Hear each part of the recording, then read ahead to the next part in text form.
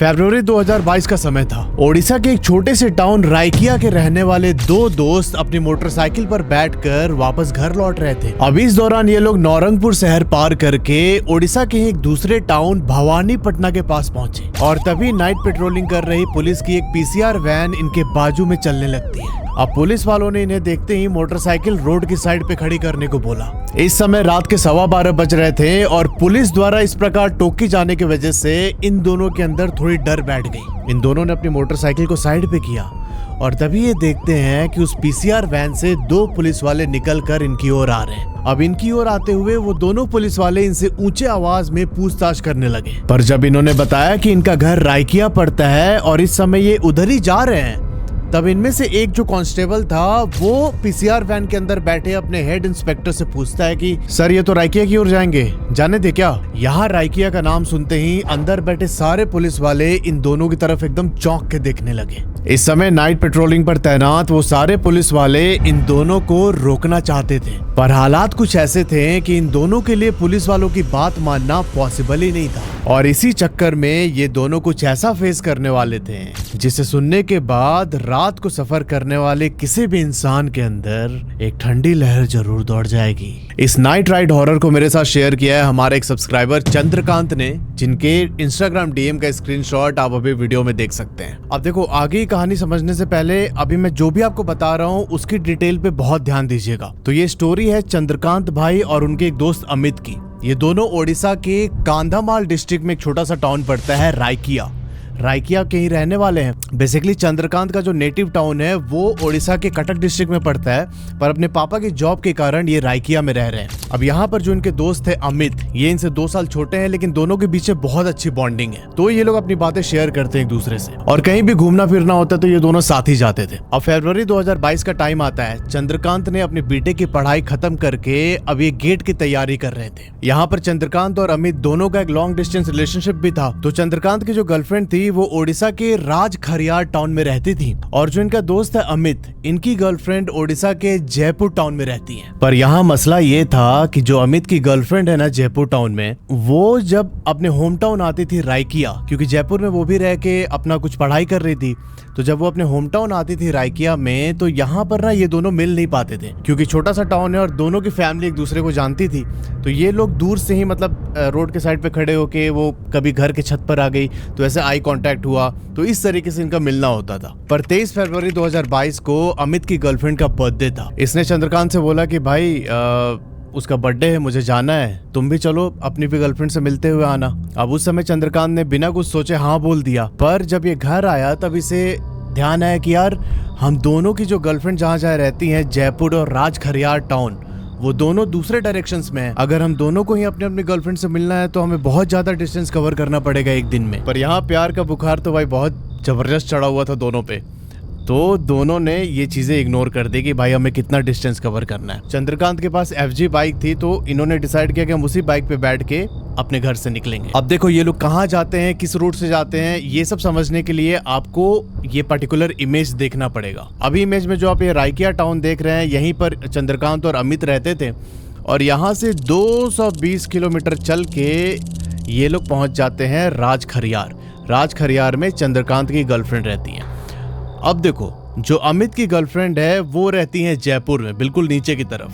तो उनको यहाँ जयपुर आने के लिए पहले राजखरियार से भवानीपटना आना पड़ेगा और फिर भवानीपटना से एक छोटा सा डिटूर लेके जयपुर की तरफ। ठीक है, इसी भवानीपटना से एक और रास्ता कटता है जो रायकिया टाउन की तरफ जाता है और ये लोग इसी टाउन से अपने घर वापस आने वाले थे। आई होप आपको पूरा लेआउट क्लियर हो गया होगा। अब आगे कहानी ध्यान से सुनना। अगले दिन सुबह 5:30 बजे ये दोनों चंद्रकांत की मोटरसाइकिल पर बैठकर निकल जाते हैं अपनी अपनी गर्लफ्रेंड से मिलने के लिए। दोपहर के 12:30 बजे ये दोनों राजखरियार पहुंचते हैं जहां पर चंद्रकांत की गर्लफ्रेंड रहती है। चंद्रकांत वहां पर उससे मिलता है और कोई 1.5-2 घंटे के बाद ये दोनों राजखरियार से वापस जयपुर की तरफ मुड़ जाते हैं।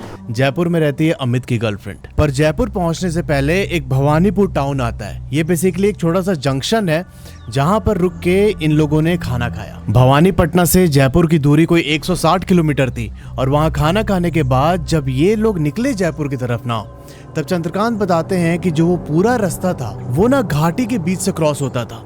रास्ते में इनको जंगल भी मिला था, पर दिन के टाइम तो जंगल सुंदर दिखाई देते हैं। तो ये लोग जंगल के नज़ारों को एंजॉय करते हुए धीरे धीरे राइड करके जयपुर पहुंचते हैं फाइनली। और यहीं से अब सारा खेला चालू होता है। जयपुर पहुंचते पहुंचते इन दोनों को शाम के 6 बज चुके थे। अमित बोलता है चंद्रकांत से कि भाई अपनी बाइक दे दे, मैं जाऊंगा अपनी गर्लफ्रेंड से मिलके आता हूँ, तब तक तू यहाँ पर वेट कर ले। चंद्रकांत ऐसे ही करता है, बोलता है कि ठीक है तू बाइक लेके जा। और चंद्रकांत खुद एक पार्क में रुक जाता है, बोलता है कि मैं यही पार्क में वेट करूंगा, तब तक तू मिलके आ जा अपनी गर्लफ्रेंड से। अमित के जाने के बाद चंद्रकांत वही पार्क में टहलने लगा और ऐसे टहलते टहलते 1 घंटे बीत जाते हैं। चंद्रकांत फोन करता है अमित को कि भाई कहाँ है, आ जा यार।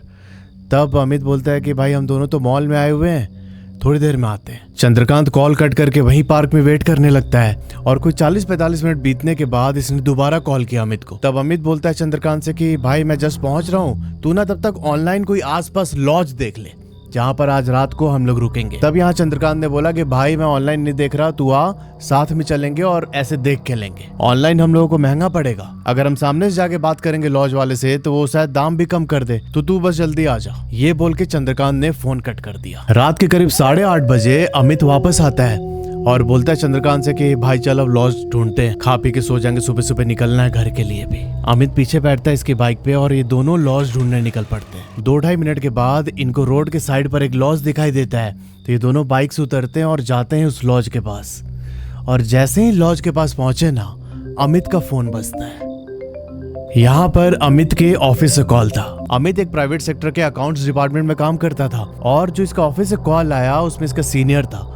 उसने बोला कि भाई जो तूने रिपोर्ट जमा की थी उसमें ये फॉल्ट है, तुमको इसको आगे फिक्स करना पड़ेगा कल सुबह 9 बजे से पहले। अब ये बात सुन के अमित एकदम परेशान हो गया कि सुबह 9 बजे से पहले मैं कैसे जाके उसको फिक्स करूंगा। अब इसके पास कोई भी ऑप्शन नहीं था, इसे जल्दी जल्दी घर जाके वो सारे काम निपटाने थे। सुबह 9 बजे ऑफिस में इसकी सबमिशन थी। तब यहाँ पर अमित ने चंद्रकांत से बोला कि भाई ऑफिस से कॉल आ गया है, ऐसे ऐसे हो गया, मुझसे कुछ गलती हो गई है और ये लोग मुझे बोल रहे हैं कि घर आके इसको फिक्स करो। चंद्रकांत बोलता है कि भाई अभी इस समय कैसे जाएंगे यार, मैं आज तक रात में उस रोड से कभी क्रॉस नहीं किया हूँ, तुम बोल दो ऑफिस वालों को कि मेरा तबीयत ठीक नहीं है, हम नहीं आ पाएंगे। तब यहाँ पर अमित एकदम टेंस्ड आवाज में बोलता है कि भाई तुम समझ नहीं रहे हो, वो लोग ना मेरे को निकाल देंगे जॉब से, प्लीज चल लेना भाई। अब ना चाहते हुए भी चंद्रकांत को उसकी बात माननी पड़ी और यही बात मानना ना इन्हें आगे बहुत भारी पड़ने वाला था। यहाँ पर इन दोनों को भूख भी लग रही थी बहुत ज्यादा।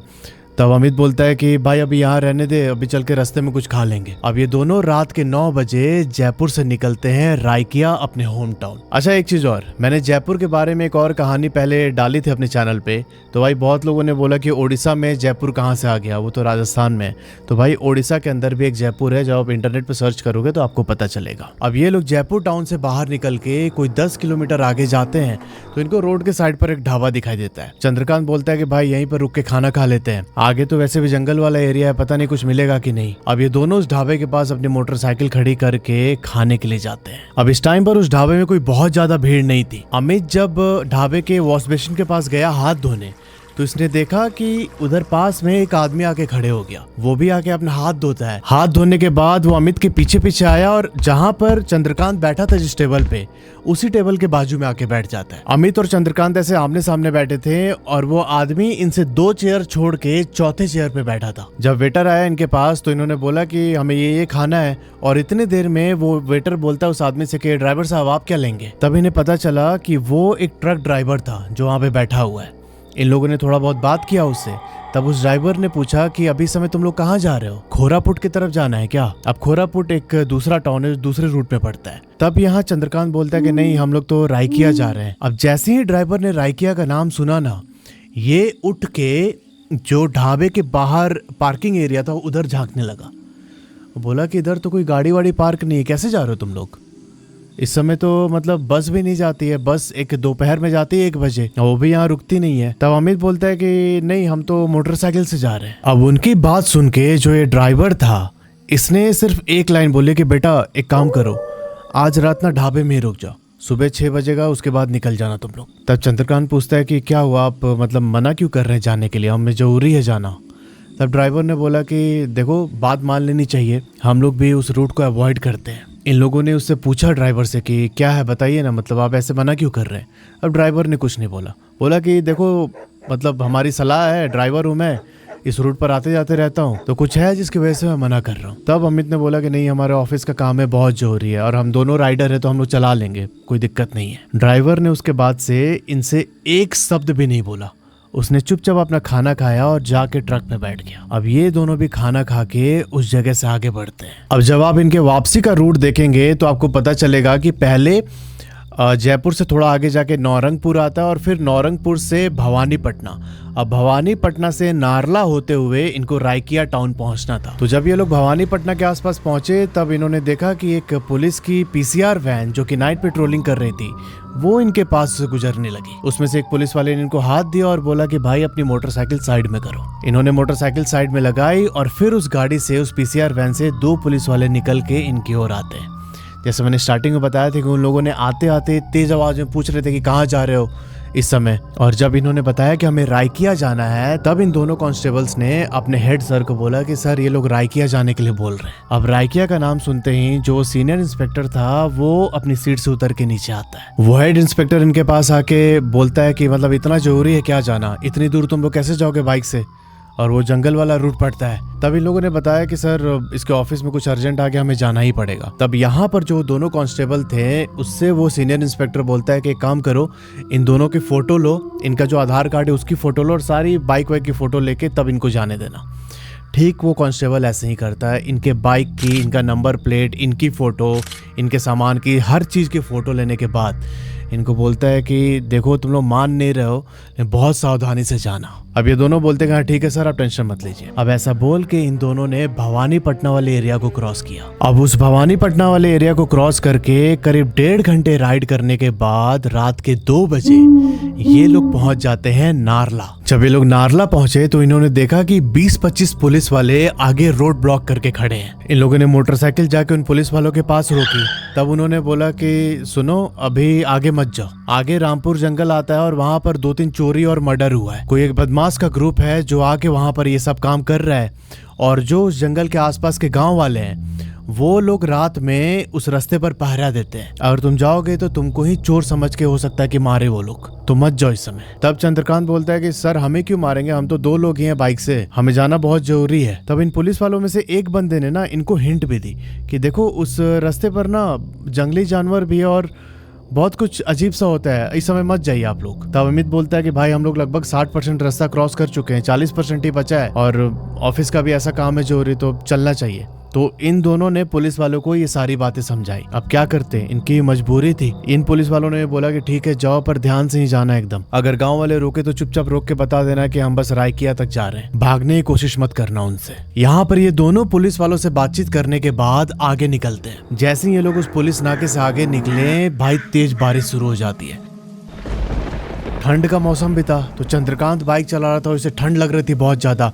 जो अमित लड़का था ये चंद्रकांत को ना पीछे से ऐसे पकड़ के बैठा हुआ है। अब इस बारिश में 6 किलोमीटर राइड करने के बाद अमित बोलता है पीछे से कि भाई रुक ना, मेरे को थोड़ा टॉयलेट जाना है। चंद्रकांत बोलता है कि ठीक है साइड करके अभी रोक रहा हूँ, तू जल्दी आ, इतना बारिश हो रहा है, चलाने में मेरे को दिक्कत हो रहा है बहुत। अमित जाता है, थोड़ी देर टॉयलेट करता है और वापस आके बाइक पे बैठ जाता है। चंद्रकांत पूछता है कि कर लिया ना अच्छे से। तब अमित यहाँ बोलता है पीछे से कि चंद्रकांत मोटरसाइकिल स्टार्ट करके धीरे धीरे आगे बढ़ने लगता है। अब इतनी तेज बारिश में आगे की विजिबिलिटी कम हो गई थी और चंद्रकांत को मोटरसाइकिल चलाने में भी बहुत मुश्किल हो रही थी। ये बोलता है अमित से कि भाई मेरे से ना मोटरसाइकिल चल नहीं रहा है, तो आगे चल के कोई झोपड़ी ओपड़ी होगा तो उसके नीचे थोड़ी देर रुक जाएंगे, बारिश कम हो जाएगी तब निकलेंगे। यहाँ पर अमित ने फिर से सिर्फ इतना बोला कि उस जगह से और 1 किलोमीटर आगे चलने के बाद चंद्रकांत को अपने लेफ्ट हैंड साइड में एक शेल्टर दिखाई देता है। वो होता है ना जिसके नीचे गाय को बांधते हैं। तो ये मोटरसाइकिल साइड में ले जाके रोक देता है और ये दोनों उतर के शेल्टर के नीचे खड़े हो जाते हैं। अंधेरा हो रहा था बहुत ज्यादा, तो चंद्रकांत ने अपने मोटरसाइकिल का हजार्ड लाइट ऑन कर रखा था कि कहीं ऐसा ना हो कि हमें कोई चोर समझ के पकड़ ले। अब इस समय तक ना चंद्रकांत कुछ इधर उधर ध्यान नहीं दे रहा था, उसकी नजर सिर्फ बाइक पर थी और बारिश पर कि जल्दी से बारिश खत्म हो जाए। अब कुछ टाइम के बाद जब बारिश थोड़ी कम हुई तब अमित को बोलता है कि भाई चल बैठ जा, पीछे चलते हैं। और भाई ये बोलने के बाद जब चंद्रकांत अमित की तरफ देखता है ना ऐसे मुड़ के, तो इसने पाया कि भाई अमित तो भीगा ही नहीं है। जहां पर चंद्रकांत का पूरा शर्ट जैकेट जो भी पहना हुआ था सब कुछ भीग चुका है, अमित एकदम सूखा हुआ था। उसके शरीर पर पानी का नामो निशान नहीं है। ये देख के चंद्रकांत बोलता अमित से कि अबे तू तो भीगा ही नहीं एकदम। मेरा पूरा बदन भीग गया है, पैंट के अंदर भी पानी घुस गया है, तू ऐसे सूखा सूखा कैसे खड़ा है? तब अमित बोलता है कि भाई चल ना जल्दी, अभी बारिश कम हुआ है, क्यों ऐसे बहस कर रहा है? ये बोल के अमित शेल्टर से बाहर आ गया और बाहर आके चंद्रकांत को बुलाने लगा अपनी तरफ। चंद्रकांत पे जाके मोटरसाइकिल पर बैठता है। अब चूंकि इनको जल्दी पहुंचना था तो इसने ज्यादा कुछ क्वेश्चन आंसर नहीं किया। ये लोग उस शेल्टर से 3 किलोमीटर और आगे जाते हैं। जब 3 किलोमीटर आगे गए तो इसके हेडलाइट का फोकस सामने रोड पर पड़ा और इसने देखा कि भाई रोड पर 10-15 आदमी खड़े हैं। उनमें से 5-6 आदमियों के हाथ में डंडे वगैरह थे और ये वही गांव के लोग थे जिनके बारे में पुलिस वालों ने वार्न किया था। जब ये उनके करीब पहुंचा तब उन्होंने हाथ दिया रोकने के लिए। ये जाके मोटरसाइकिल खड़ी करता अपनी, तो उनमें से जो एक आदमी था गांव वाला, वो आके बोलता है चंद्रकांत से कि क्या हो, तुमको डर पर नहीं लगता क्या? कहाँ जा रहे हो? अब चंद्रकांत बोलता है कि यहीं रायकिया जा रहे हो। तब फिर उस आदमी ने बोला कि अकेले ही जा रहे हो? मतलब गजब हिम्मत है तुम्हारे में। अब चंद्रकांत बोलता है कि अकेले कहाँ, मेरा दोस्त बैठा है ना पीछे। तब वो आदमी बोलता है कि कहाँ कोई बैठा है भाई, तुम ही तो हो बस इस मोटरसाइकिल पे। अब ये बात सुनते ही चंद्रकांत अपना गर्दन पीछे घुमाता है और भाई पाता है कि इसके मोटरसाइकिल पर कोई है ही नहीं। अमित गायब था वहां से। भाई साहब इसके एकदम पसीने छूटने लगे। इसने ज्यादा कुछ रिएक्ट नहीं किया। वो आदमी पूछते रहे कि कहाँ है तुम्हारा दोस्त? तब चंद्रकांत बोलता है कि पीछे ही तो था उधर, वहाँ शेल्टर में हम लोग रुके हुए थे बारिश से बचने के लिए। अभी चंद्रकांत और उस आदमी के बीच में ऐसे डिस्कशन चल ही रहा था कि तभी इन लोगों ने देखा कि दूर से एक ना टाटा सुमो आ रही है इनकी तरफ। वो टाटा सुमो आके इनसे थोड़ी दूर पे खड़ी होती है और उस सुमो से अमित नीचे उतरता है। वो चलते हुए चंद्रकांत की तरफ आया। चंद्रकांत ने पूछा कि भाई तू सुमो से कैसे आ रहा? तो बाइक पे बैठा था मेरे। यहाँ पर अमित बोलता है कि भाई जो वो पुलिस वालों का नाका लगा था, तूने तो मुझे वहीं पे छोड़ दिया था। मैं तुझे कितना आवाज दिया कि भाई रुक रुक। मैं उतर के गया था पुलिस वाले से बात करने और इतनी देर में तू निकल गया वहां से। मैंने तुझे कितनी बार आवाज दिया रुकने के लिए, पर तू इतनी तेजी में निकल गया कि पुलिस वाले भी कुछ नहीं कर पाए। बाद में उन पुलिस वालों के जान पहचान का एक सुमो था, तो उस सुमो में बैठा के मुझे आगे भेजा। यहाँ पर चंद्रकांत ने अमित से कोई भी बहस नहीं की। ये उसे बोलता है कि ठीक है तू पीछे बैठ बाइक पे, और बैठा के वहां से अमित को लेके आगे निकल जाता है। जब उन गांव वालों की भीड़ से ये लोग थोड़ा सा आगे निकले तब चंद्रकांत बोलता है कि अबे तुम ही तो बोला था अभी मेरे को पीछे कि मेरे को टॉयलेट जाना है। यहाँ अमित ने बोला कि भाई कहाँ बोला था, मैं तो पुलिस वालों के पास खड़ा हूँ तब से। अब ये चीज सुन के ना चंद्रकांत की हालत खराब होने लगती है। ये एक्सप्लेन भी नहीं कर पा रहा था अमित को, क्योंकि इसे लग रहा था कि मैं अमित को सब कुछ बताऊंगा तो ऐसे डर जाएगा बहुत ज्यादा। चंद्रकांत ने इस घटना को इग्नोर करते हुए अपनी बाइक की स्पीड बढ़ा दी। कुछ टाइम के बाद ये लोग एक जगह पे पहुंचते हैं और उस जगह का नाम था टुमिडी बंद। यहाँ से इनके जिले की दूरी 38 किलोमीटर थी। पर चंद्रकांत बताते हैं कि उस टुमिडी बंद से जैसे ही हम 12 किलोमीटर और आगे गए ना, एकदम घनघोर जंगल स्टार्ट हो गया। मतलब इतना ज्यादा डेंस फॉरेस्ट था कि अपने मोटरसाइकिल के हेडलाइट के अलावा हमें कोई और लाइट सोर्स भी दिखाई नहीं दे रहा था। अब जंगल का एरिया होने के कारण मैंने भी स्पीड थोड़ी घटा दी थी और उस रोड पर ना कोई आ जा नहीं रहा था। बहुत देर पे एक आध 4 व्हीलर क्रॉस करता हम लोगों को। चंद्रकांत के अंदर डर तो ऐसे ही बैठा हुआ था। उस जंगल में कुछ दूर चलने के बाद एक टर्न आता है और उसी टर्न से कोई 100 मीटर के बाद ही इसकी मोटरसाइकिल बंद हो जाती है। चंद्रकांत बोलता है अमित से कि भाई लग रहा है बैटरी में कुछ दिक्कत हो गया है, एक काम कर तू ना थोड़ा धक्का दे, मैं इसे चालू करने की कोशिश करता हूँ। इन लोगों ने बहुत कोशिश की पर इनकी मोटरसाइकिल स्टार्ट नहीं हुई।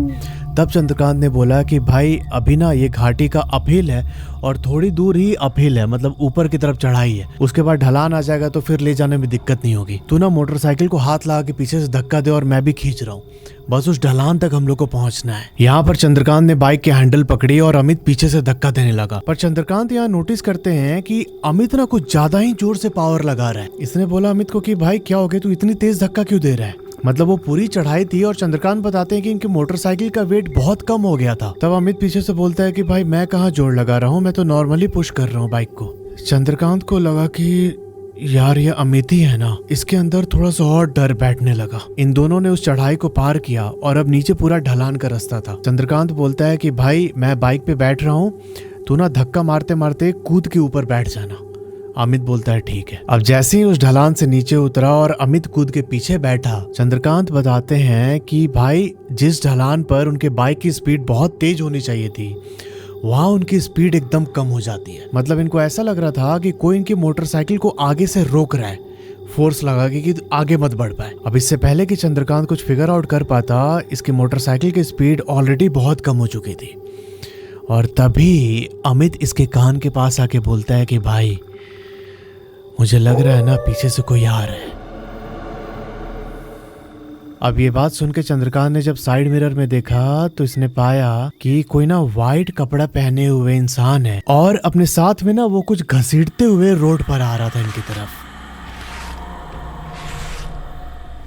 अब बहुत क्लियरली तो नहीं देखा, हल्की धुंध पड़ रही थी, पर चंद्रकांत बहुत ध्यान से देखने की कोशिश कर रहा था, पर उस इंसान का ना चेहरा दिखाई नहीं दिया इसे। इस पॉइंट पर चंद्रकांत ने अपनी बाइक को बिल्कुल रोड के किनारे पर खड़ी कर रखी थी। जहाँ ये एक्सपेक्ट कर रहा था कि भाई बहुत तेजी में हम निकल जाएंगे, वहां पर इसे ऐसा रेजिस्टेंस मिल रहा था कि ये आगे ही नहीं बढ़ा पा रहा है अपनी बाइक। तो ये दोनों चुपचाप रोड की साइड पर बाइक खड़ी करके उस पर बैठे हुए थे। और भाई इन्होंने देखा कि वो जो व्हाइट कपड़ा पहना हुआ इंसान था वो रोड के बीच से होते हुए जंगल की ओर जा रहा है।